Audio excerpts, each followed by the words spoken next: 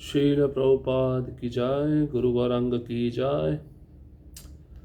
कल के सत्र में हमने सुना था किस प्रकार से रघुनाथ दास गोस्वामी के मन में जो कुंड है, मुख्य रूप से राधा कुंड, उसका विस्तार करने की इच्छा जागृत हुई। पहले तो ये इच्छा उनको बहुत अच्छी लगी क्योंकि जन कल्याण के लिए थी।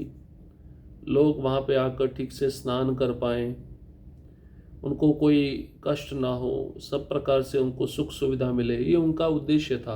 बाद में उन्होंने सोचा मैं तो एक बाबा हूँ, भजन करता हूँ, इन पचड़ों में पढ़कर मैं कहीं अपना भजन खराब ना कर लूँ। उन्होंने सोचा ये इच्छा भी एक प्रकार से भौतिक इच्छा है, इंद्र तृप्ति को वर्धन करने वाली इच्छा है, तो ये विचार उन्होंने मन से त्याग दिया। लेकिन जो शुद्ध भक्त की इच्छा होती है उसको भगवान पूरा करते हैं। तो बद्रीनाथ में कोई व्यक्ति जो बहुत धनी था, धन दे अर्पण कर रहा था, भगवान उसके स्वप्न में आकर उसको आदेश देते हैं कि ये जो धन है तुम अरिष्ट ग्राम, वहाँ पे रघुनाथ दास गोस्वामी नामक बाबा जी रहते हैं, उनको दे दो। उनको याद दिलाना कि आपके मन में इच्छा उत्पन्न हुई थी घाट का विस्तार करने की, कुंडों का विस्तार करने की, आप इस धन से वो सेवा कर सकते हो। तो जब ये व्यक्ति उनके पास में पहुंचा, रघुनाथ दास गोस्वामी के पास, और सब बातों का वर्णन किया, तो रघुनाथ दास गोस्वामी पहले तो आश्चर्य में पड़ गए। बाद में उन्होंने चिंतन किया कि मैं कितना भाग्यशाली हूँ, और उन्होंने फिर उसी व्यक्ति को सेवा में लगाया। उन्होंने कहा कि आपकी नज़र में जो जो व्यक्ति इस कार्य को कर सकते हैं उनको ले आइए और आप ही लक्ष्मी दीजिए, मैं खाली देखूंगा कि कार्य ठीक से हो रहा है या नहीं हो रहा है। तो देखिए हमारे जो गोस्वामी हैं हमारे जन कल्याण के लिए कितना सोचते हैं कि ये जो भक्त आएंगे सेवा करेंगे, और जो भक्त आएंगे स्नान करेंगे, उनको कितना लाभ प्राप्त होगा। समाज के लिए उन्होंने सब कुछ दिया लेकिन अपने लिए कुछ भी रखा नहीं। कुटिया भी बना के नहीं रहते थे रघुनाथ दास गोस्वामी। तो कुटिया क्यों बनाई, आज हम उस लीला को श्रवण करेंगे। कुटीरवास स्वीकार। दिन रात श्री रघुनाथ दास गोस्वामी एक वृक्ष के नीचे रहते, उन्हें कुटिया की कोई इच्छा नहीं थी। एक दिन श्री वृंदावन में श्री सनातन गोस्वामी श्री रघुनाथ दास गोस्वामी के निवास पर गए। मानस पावन घाट पर स्नान के लिए जाते हुए उन्होंने देखा कि एक बाघ वहां पानी पीने आ रहा था। पानी पीने के बाद जंगल वापस जाते हुए बाघ उनके बहुत निकट से गया। कुछ समय बाद जब श्री रघुनाथ दास जी अपने ध्यान से बाहर आए तो उन्होंने देखा कि श्री सनातन गोस्वामी स्नान के लिए आए हैं।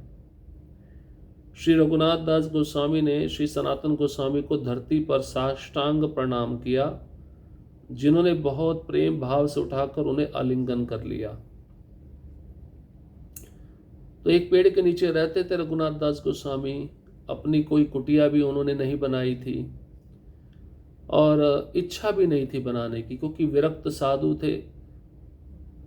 ऐसे साधु की सोच या विचार यही होते हैं कि संसार से कुछ लेके तो जाना नहीं है, और अगर कुटिया बना ली तो कुटिया के प्रति आसक्ति ना हो जाए, कुटिया में जो सामान रखा है उसके प्रति आसक्ति ना हो जाए। तो सनातन गोस्वामी वृंदावन एक दिन आए और रघुनाथ दास गोस्वामी के निवास पर गए। उस समय मानस पावन घाट, जो राधा कुंड के तट पे ही है ये घाट, वहाँ पे स्नान के लिए जाते थे सनातन गोस्वामी। और जब उस घाट की तरफ जा रहे थे, सनातन गोस्वामी ने एक बाघ, एक शेर को वहाँ पानी पीते देखा, तो वहाँ पर आया था पानी पीने के लिए। देखिए पहले तो वृंदावन बहुत जंगल था, तो शेरों को भी प्यास लगती थी, तो कभी कभार राधा कुंड के तट पे आके पानी पीकर अपना प्यास बुझा लेते थे। लेकिन जो शुद्ध भक्त है उसको कुछ भी नहीं कहेंगे। वो उन शेरों के हृदय में भी परमात्मा है। ठीक है, वो मांस खाने के आदी हैं, मनुष्यों का मांस, मनुष्यों का भक्षण उनको अच्छा लगता है, लेकिन जो हृदय में परमात्मा जब तक आदेश नहीं देंगे तब तक वो शेर भी आक्रमण नहीं करेगा शुद्ध भक्त पर।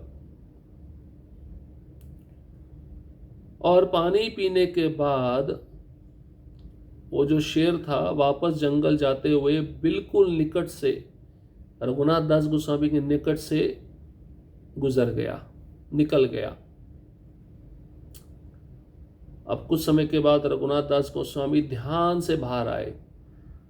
जप करते करते भगवान कृष्ण की अंतरंग लीलाओं में वे प्रवेश कर जाते थे। बाहर के जगत की उनको कोई सुध बुध नहीं रहती थी। बाहर के जगत में क्या हो रहा है, शेर मेरे पास से गया है नहीं गया है, कुछ लेना देना नहीं है। सर्दी है, गर्मी है, धूप है, वर्षा है, कुछ नहीं लेना देना। इतना मग्न जप करते हुए कि अपने सूक्ष्म शरीर को पूरी तरह से भगवान की लीला में प्रवेश करा देना। नित्य सिद्ध जीव ही ऐसा कर सकते हैं।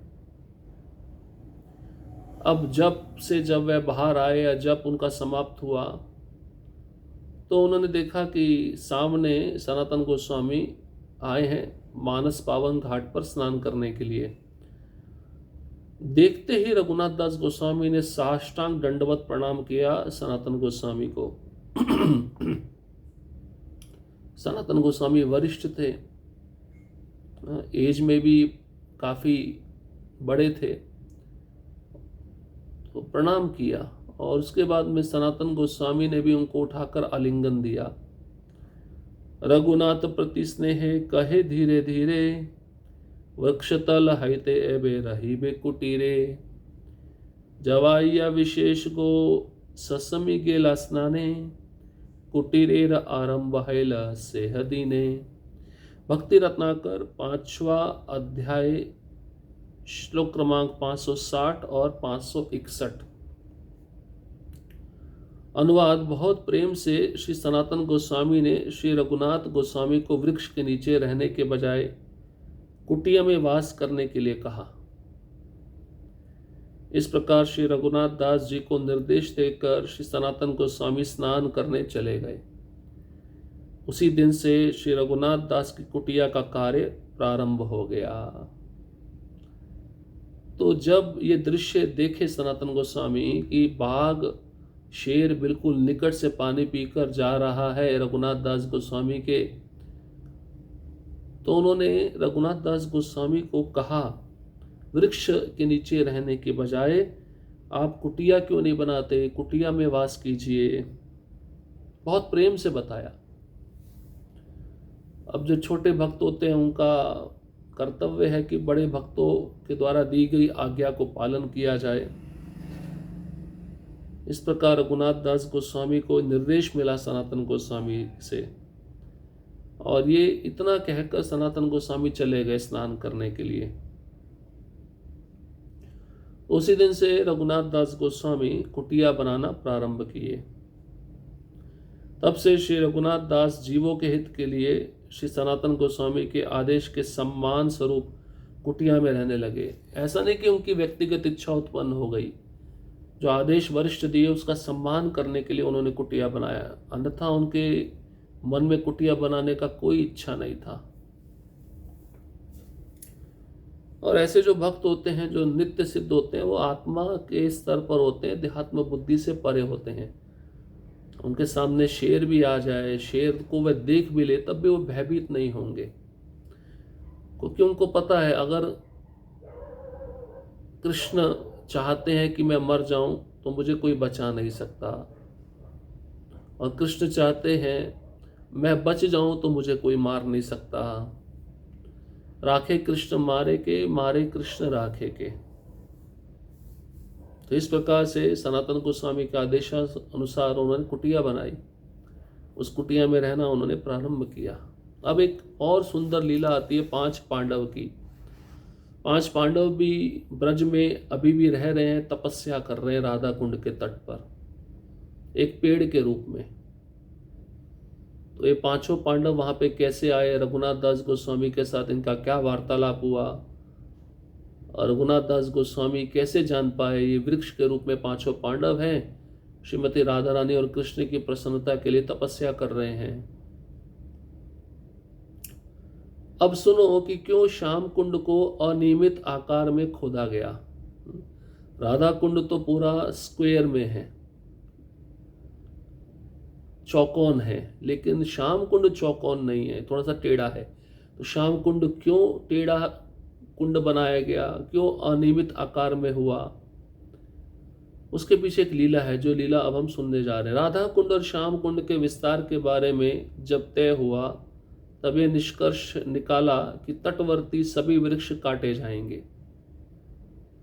अब कुंड बनाना है तो वहां पर बड़ा कुंड बनाने के लिए तट पर जितने भी वृक्षों को काटना पड़ेगा, दोनों कुंडों के, राधा कुंड और श्याम कुंड।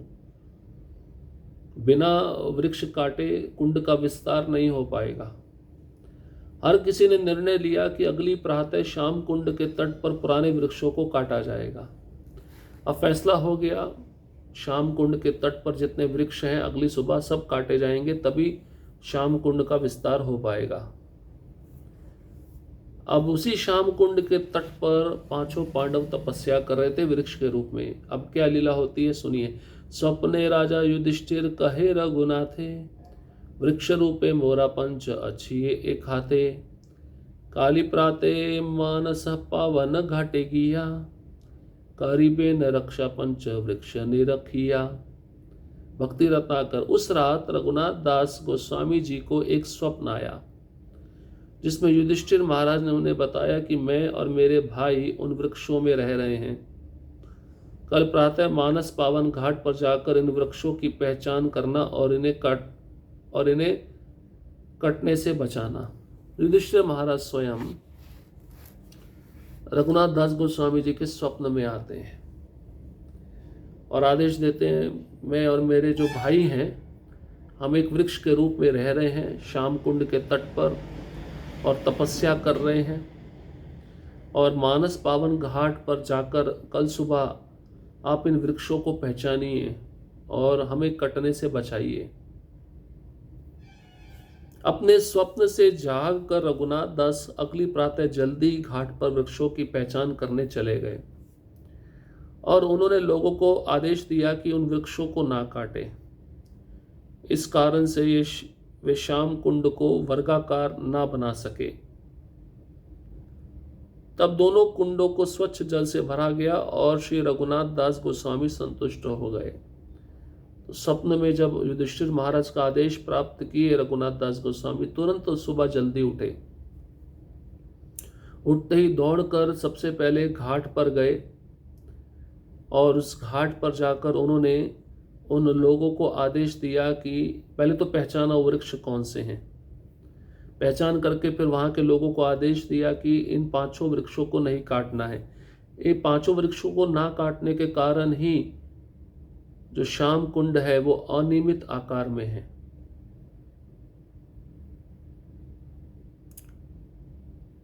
और रघुनाथ दास फिर उस दोनों कुंडों को, राधा कुंड को, श्याम कुंड को बहुत ही स्वच्छ जल से भर दिए और रघुनाथ दास गोस्वामी संतुष्ट हो गए। स्थानीय अधिकारियों के कथन अनुसार अब पांडव जा चुके हैं।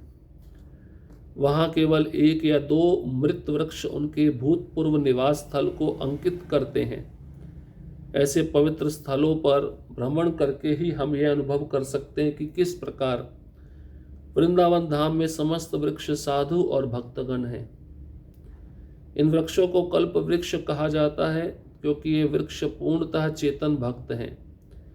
अतः वे स्वभाव से ही करुणापूर्ण है और वे किसी भी भक्त की समस्त इच्छाएं पूर्ण कर सकते हैं।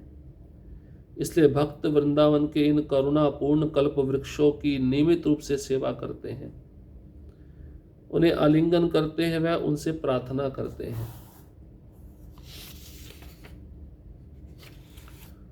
तो अब वर्तमान स्थिति में जो स्थानीय अधिकारी है वहां पर वे बताते हैं कि अब पांडव यहाँ पे नहीं रहते, अब जा चुके हैं, भगवान के धाम वापस जा चुके हैं।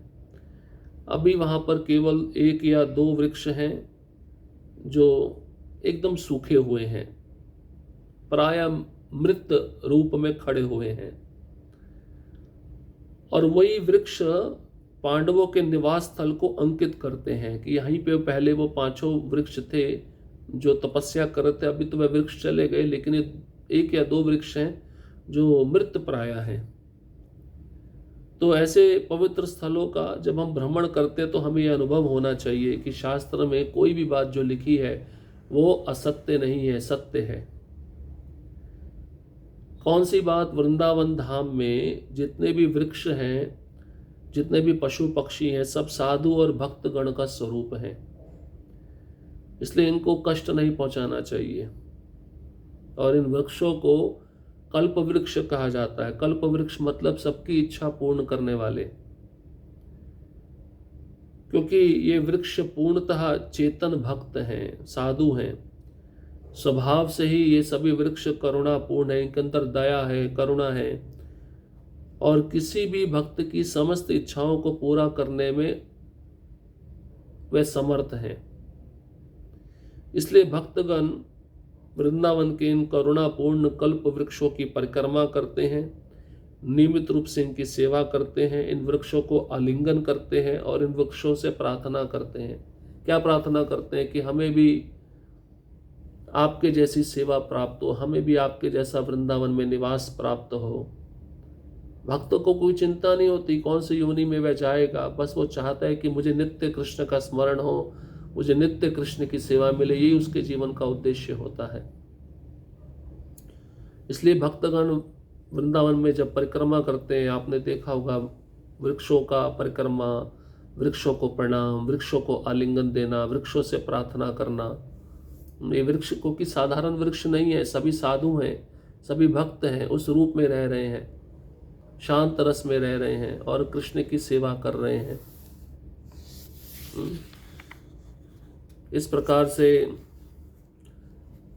सनातन गोस्वामी ने रघुनाथ दास गोस्वामी को कुटिया बनाने का आदेश दिया, और पांचों पांडव जो तपस्या कर रहे थे ब्रज धाम में राधा कुंड के तट पर, उनको कैसे कटने से बचाया रघुनाथ दास गोस्वामी ने। अब अगली जो लीला है बहुत सुंदर है, वो आपको बता ही देते हैं, लेकिन चर्चा अगले सत्र में करेंगे। श्रीमती राधा रानी की कृपा, राधा रानी ने किस प्रकार से रघुनाथ दास गोस्वामी पर कृपा दिखाई। हरे कृष्णा कृष्ण कृष्ण हरे हरे, हरे राम राम राम हरे हरे। श्रील प्रभुपाद की जय, गुरु गौरंग की जय।